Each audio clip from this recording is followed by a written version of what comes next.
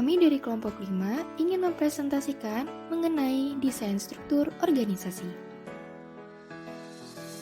Pada kelompok 5 terdiri dari Abikara Bintang Anindito, Chandrika Rizky Pratama, Eka Putri Sariningsih, Ihsan Maulana, dan Helga Febrian. Struktur organisasi adalah suatu kerangka kerja yang dipikirkan oleh manajer untuk membagi-bagi dan mengkoordinasikan aktivitas anggota suatu organisasi. Sedangkan desain organisasi adalah proses pembuatan keputusan yang dilakukan oleh manajer untuk memilih struktur organisasi yang sesuai dengan strategi untuk organisasi dan lingkungan tempat anggota organisasi melaksanakan strategi tersebut. Model desain organisasi. Model mekanistik. 1. Tugas dibagi dalam spesialisasi tinggi.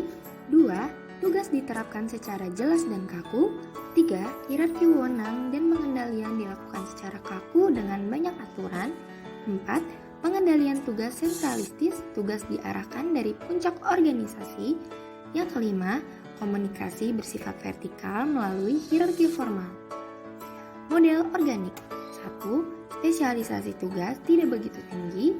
2. Tugas tidak dirincikan secara ketat, karyawan dapat menyesuaikan dan merumuskan kembali tugasnya. 3.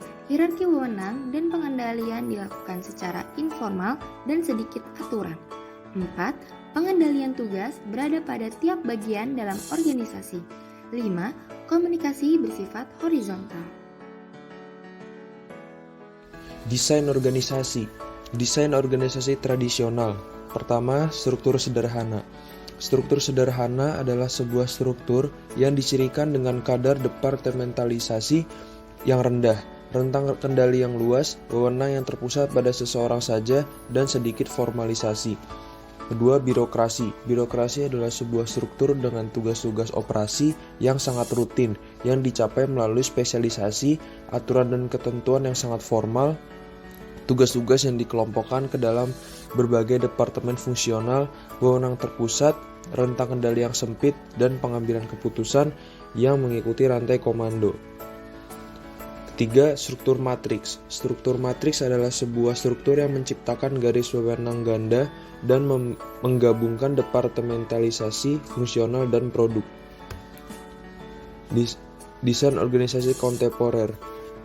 Pertama, ada struktur tim. Struktur tim adalah pemanfaatan tim sebagai perangkat sentral untuk mengkoordinasikan kegiatan-kegiatan kerja. Kedua, organisasi virtual. Organisasi virtual adalah organisasi inti kecil yang menyubkontrakkan fungsi-fungsi utama bisnis secara detail. Ketiga, organisasi nirbatas. Organisasi nirbatas adalah sebuah organisasi yang berusaha menghapuskan rantai komando, memiliki rentang kendali tak terbatas, dan menggantikan departemen dengan tim yang diberdayakan. Faktor-faktor utama yang menentukan perancangan struktur organisasi. 1. Strategi dan struktur.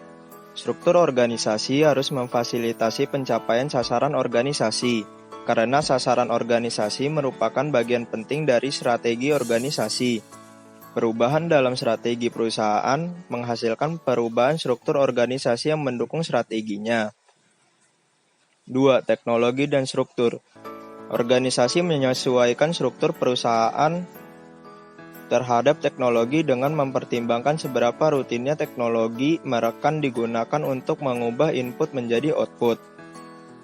3. Ketidakpastian lingkungan dan struktur. Sebagian organisasi menghadapi lingkungan yang stabil dan sederhana dengan ketidakpastian yang rendah, sementara organisasi lainnya menghadapi lingkungan yang dinamis dan kompleks dengan banyak ketidakpastian. 4. Ukuran dan struktur. Besarnya organisasi secara keseluruhan maupun satuan-satuan kerjanya akan sangat mempengaruhi struktur organisasi, akan semakin kompleks dan harus dipilih bentuk struktur yang tepat. 6 komponen penting dalam proses desain struktur organisasi. 1. Work specialization atau spesialisasi kerja. 2. Departmentalization atau departementalisasi. 3. Chain of command atau rantai komando. 4. Span of control atau rentang kendali.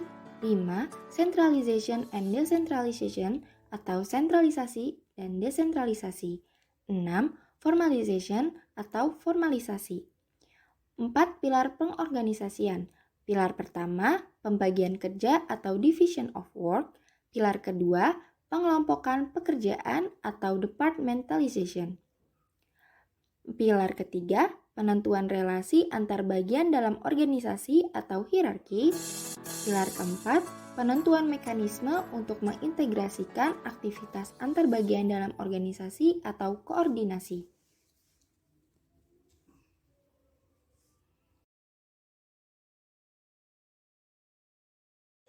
Yang kemudian ada analisis, PT Wijaya Karya dengan dukungan seluruh elemen keorganisasian mulai dari RUPS, Dewan Komisaris, Direksi hingga karyawan senantiasa berkomitmen untuk terus membangun sistem, struktur, dan kultur manajemen dan organisasi yang berbasis pada nilai-nilai keterbukaan, akuntabilitas, responsibilitas, independensi, dan kesetaraan atau keadilan.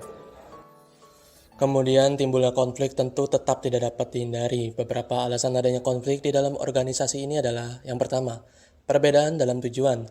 Sebagai contoh, seperti diketahui pada 2011 lalu, Wika telah menghentikan proyek pembangunan mal senilai 11,5 juta US dollar di Libya.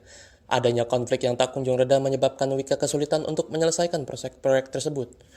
Alhasil, Wika menghentikan proyek tersebut dan mengevakuasi pekerjanya untuk kembali ke tanah air. Yang kedua, saling ketergantungan dalam menjalankan pekerjaan. Yang ketiga, perbedaan dalam nilai atau persepsi. Yang keempat, kompetisi atau persaingan yang tidak sehat.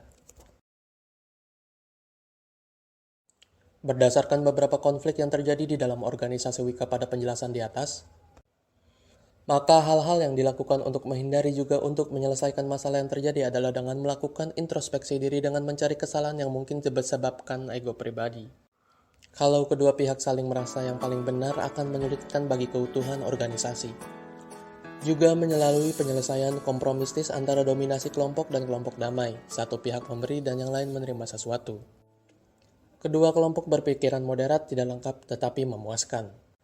Kompromi, setiap pihak tidak memaksakan kehendak walaupun mungkin mereka anggap baik, menerima usul dari anggota lain dengan lapang dada. Jika mengambil posisi sebagai pimpinan dan ada banyak perbedaan pendapat dari bawahan, sebaiknya melakukan sedikit otoriter dengan mengambil pendapat yang paling logis dan mengacuhkan sisanya. Sekian presentasi dari kelompok kami. Mohon maaf apabila ada salah kata dan kekurangan dalam penyampaian. Terima kasih.